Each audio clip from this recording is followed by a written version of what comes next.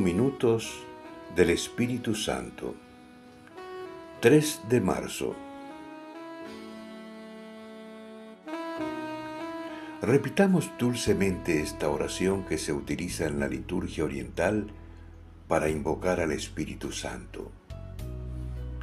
Rey Celeste, Espíritu Consolador, Espíritu de verdad que estás presente en todas partes y lo llenas todo. Tesoro de todo bien y fuente de vida, ven. Habita en nosotros, purifícanos y sálvanos. Tú que eres bueno. Amén. Liturgia bizantina.